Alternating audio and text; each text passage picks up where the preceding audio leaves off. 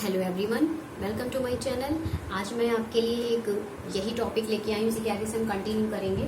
तो biological classification, आज हम पढ़ेंगे types of a classification. Classification को कितने तरह से डिवाइड किया गया, तो चलिए सबसे पहले देख लेते हैं। सबसे पहले टू किंगडम सिस्टम आया।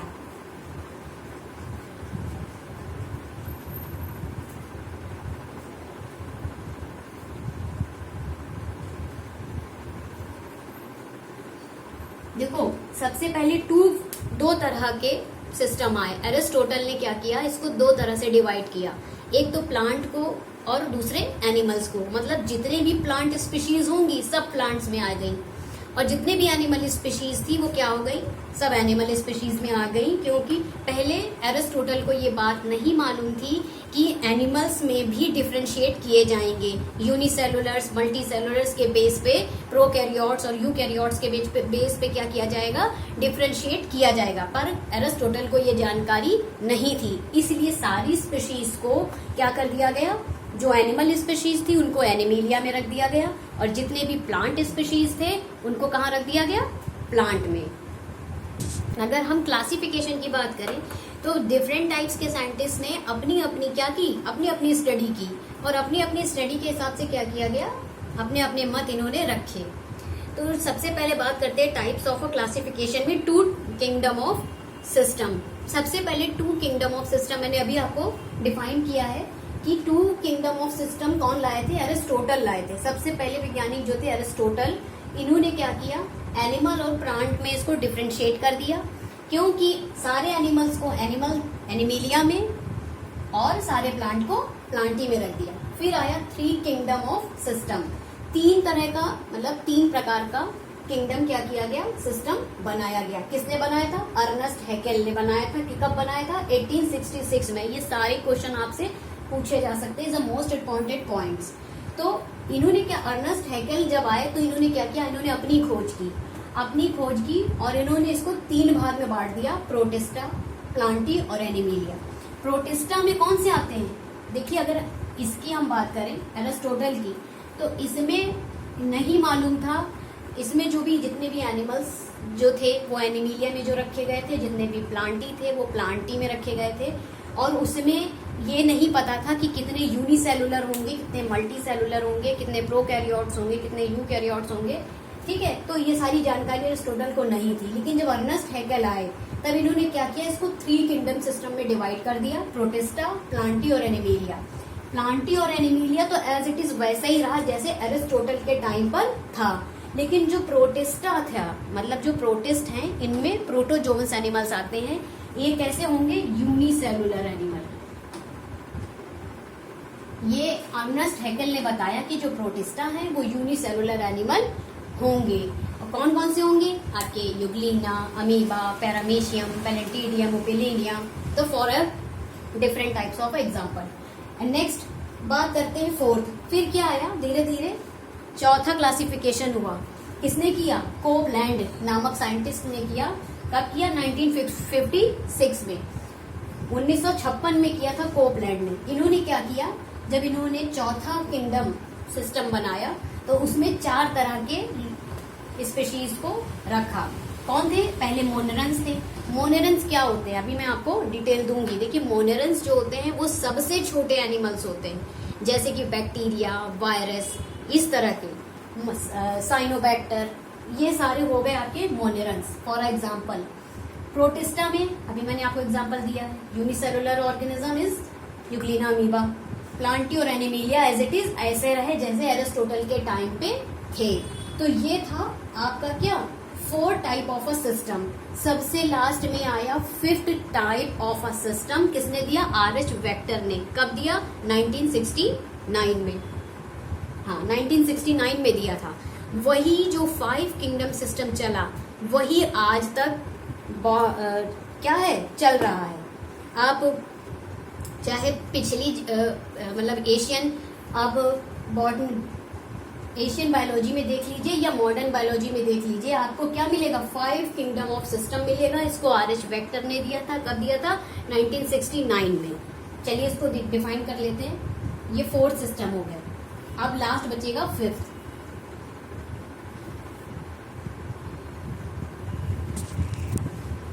जो 5 किंगडम आया, ठीक है, इसको बना लीजिएगा। 5 किंगडम आया, इसको आर.एच. वेक्टर ने 1969 में यानी 1900, ठीक है, 69 में दिया था।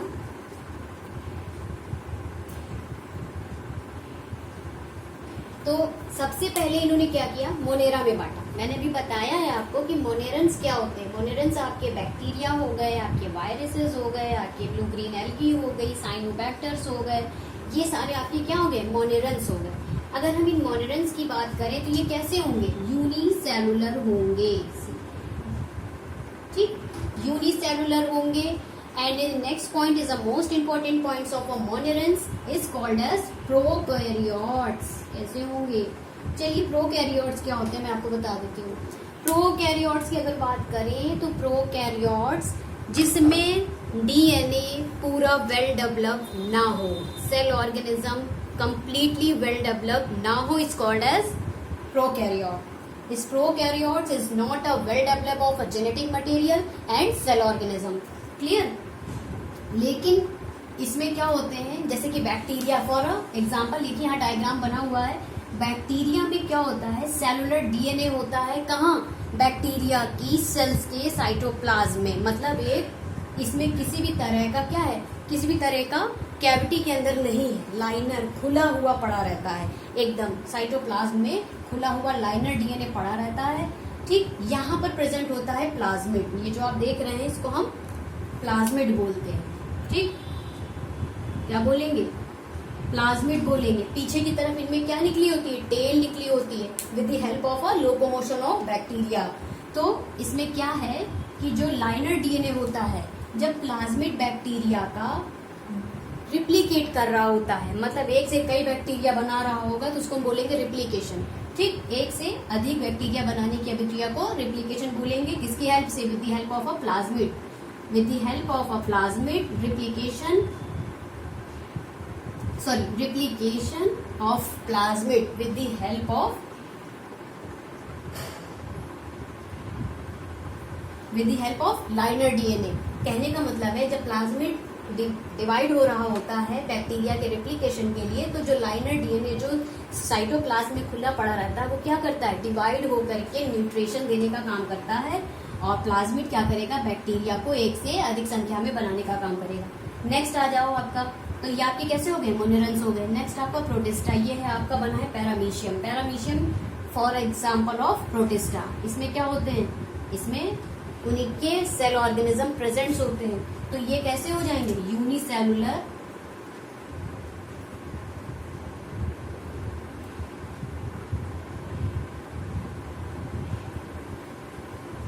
यूनिसेलुलर प्रोटिस्टा है ना, तो कैसे हो गए यूनिसेलुलर और यूकैरियोट्स। क्यों, क्योंकि इसका जो जेनेटिक मटेरियल होगा वो क्या होगा, वेल डेवलप होगा, तो यूकैरियोट। ये कुछ टेक्निकल टर्म है जिनको अपने दिमाग में रखो। यूकैरियोट क्या होते हैं, प्रोकैरियोट क्या होते हैं, प्लाज्मिड क्या है, ठीक, ये सारी चीजें दिमाग में रखो। तो फंगाई, अब इसमें फंगाई कहाँ से आ गया, अभी तक तुम फंगाई का नाम नहीं सुन रहे थे। देखिए प्लांट एनिमल, प्लांट स्पीशीज की अगर बात करें तो प्लांट स्पीशीज में आपको मैंने बताए थे कि कुछ हर्ब होंगे, कुछ शर्ब होंगे, कुछ ट्रीज होंगे, ठीक। ट्रीज जो हम अभी देखते हैं जिनको हम पेड़ कहते हैं, साग और झाड़ियां हमने देखी हैं, लेकिन कुछ ऐसे प्लांटी जो क्या हो, जो ना ही क्लोरोफिलस हो और क्या हो, जो क्लोरोप्लस नहीं होते हैं, उनको हम फंगाई कहते हैं। मतलब फंगाई भी किसमें आते हैं, प्लांटी में आते हैं। लेकिन 5 किंगडम के अकॉर्डिंग इन्होंने मोनेरा, प्रोटिस्टा, एनिमीलिया और प्लांटी के साथ साथ फंगाई को भी ऐड कर दिया। ऐसे जो क्या करते हैं, जो डेड एंड डिकाइंग मटेरियल से फूड लेते हैं, जो पैरासाइट्स फॉर्म में फूड लेते हैं, ठीक। तो ऐसे प्लांटी जिनको हम क्या कहेंगे, फंगाई। ऐसे प्लांटी जो कैसे होते हैं, फंगाई, जो क्या करते हैं, अलग अलग तरीके से क्या करते हैं, न्यूट्रिशन लेते हैं। तो इसमें इन्होंने क्या कर दिया, आर.एच. वेक्टर ने फंगाई को भी ऐड कर लिया। क्यों, क्योंकि जब ये रिसर्च कर रहे थे तो इन्होंने कुछ ऐसे ऑर्गेनिज्म देखे जो कैसे थे, फंगाई की तरह थे। इनके फीचर्स कैसे थे, फंगाई की तरह। और लास्ट में आता है एनिमीलिया। एनिमीलिया में मैंने आपको बताया है। तो फंगाई आपके कैसे हो गए, यूकैरियोटिक और मल्टीसेलुलर। क्यों? क्योंकि इसमें क्या है, उनका जेनेटिक मटेरियल सेल ऑर्गेनिज्म कैसे हैं, वेल डेवलप हैं, इसलिए ये यूकैरियोटिक। मल्टीसेलुलर, इनकी जो सेल की संरचना है वो कैसी होगी, ज्यादा होगी। मल्टीसेलुलर। अब बात करते हैं एनिमीलिया। एनिमीलिया में बहुत सारे एनिमल्स को रखे गए। देखिए एनिमल्स में जो मैंने आपको एग्जांपल दिए हैं ये सारे वही लगेंगे जिसको, इसमें भी क्या होंगे आपके हायर एनिमल्स आएंगे, जैसे कि आपके ह्यूमन बींग्स हो गए, काऊ, कैट, ठीक, रैट, ये सारे आएंगे एनिमीलिया में। तो ये कैसे हो गए, ये भी मल्टीसेलुलर हो गए।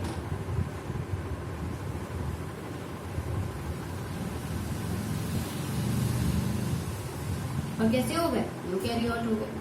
क्यों? क्योंकि हमारा जेनेटिक मटेरियल कैसा होता है, वेल डेवलप होता है। For example of rat, human beings, cow, cat, कुछ भी लिख लीजिए। नेक्स्ट आता है प्लांटी। प्लांटी कैसे हो गए, ये भी यूकैरियोट और मल्टीसेलुलर हो गए।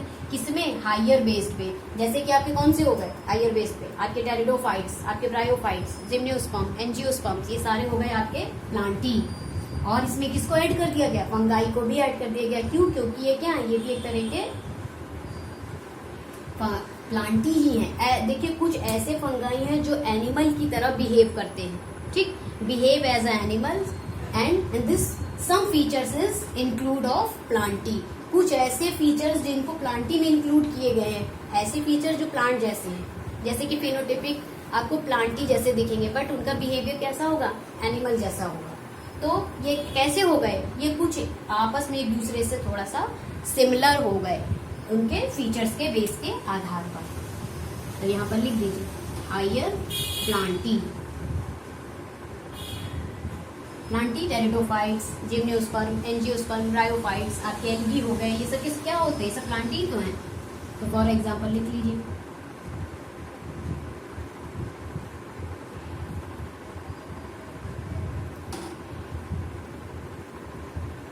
जिम्नोस्पर्म, ब्रायोफाइट, एल्गी, बस हो गया। ये हायर बेस पे आते हैं आपके प्लांटी। और यही आपके बैक्टीरिया, आपके वायरस, ये भी किस में आएंगे, ये भी प्लांटी में ही आएंगे, लेकिन किस में होंगे, इनको मोनेरंस कहा जाता है। प्लांटी में होने के साथ साथ कैसे हो गए, मोनेरंस हो गए। क्यों? प्लांटी में इसलिए नहीं रख सकते क्योंकि ये मल्टी सेलुलर होते हैं। अभी मैं इसमें रिलेशन बता रही हूँ आपको। And eukaryote. देखिए अब आप सोच रहे होंगे कि मैम आप अभी कह रही थी कि जो मोनेरंस हैं वो कैसे होते हैं, इनको अलग कर दिया गया प्लांटी में, और फिर आप कह रही हैं कि ये प्लांट ही है। देखिए मोनेरंस जो हैं ये कैसे हैं, इज सिमिलर्स टू प्लांटी, मतलब हायर प्लांट की अगर बात करें तो टेरिडोफाइट, जिम्नोस्पर्म, ब्रायोफाइट, एल्गी, आपके फंगाई, लास्ट आपका फंगाई, ठीक, ये सब क्या है, ये सब प्लांटी है। क्यों? क्योंकि इनका जो सेल का स्ट्रक्चर कैसा है, हायर प्लांट्स का मल्टी सेलुलर है। और ये कैसे हैं, यूकैरियोटिक, यानी इनके शरीर की संरचना और इनके सेल ऑर्गेनिज्म कैसे हैं, वेल डेवलप है। तो ये हायर प्लांट में आते हैं। जो मोनेरा हैं ये आपके बैक्टीरिया हो गए, आपके ब्लू ग्रीन एल्गी हो गए, आपके साइनोबैक्टर्स हो गए, ये आपके प्लांटी से डिसिमिलर इसलिए हैं थोड़े से। इनको प्लांट में रखने के साथ साथ इनको डिसिमिलैरिटीज इसलिए दे दी गई है क्योंकि ये प्रोकैरियोट्स हैं, इनके शरीर की संरचना वेल डेवलप नहीं है, ठीक। इनकी शरीर की संरचना को वेल डेवलप करने के लिए दूसरी चीजों का सहारा लेना पड़ता है। और ये कैसे हैं, यूनिसेलुलर है, इसलिए इनको इनसे थोड़ा डिसिमिलर अलग रखा गया है। लेकिन ये किसमें आएंगे, प्लांटी में ही आएंगे। चलिए थोड़ी सी एक चीज और देख ले, मैंने आपको बताया था शाक, हर्ब एंड शर्ब के विषय में बताया था ना आपको, कैसे जानेंगे आप, ये किसने दिया था। देखिए ये जो थ्रियोफ्रेस्टर्स थे इन्होंने हर्ब, शर्ब एंड ट्रीज में बांटा था। तो यहाँ पर आप देख लीजिए थोड़ा सा, हर्ब जो हो गए जिसमें क्या हो, विदाउट वुड हो, जिसमें लकड़ी ना हो, क्या ना हो, लकड़ी, विदाउट वुड।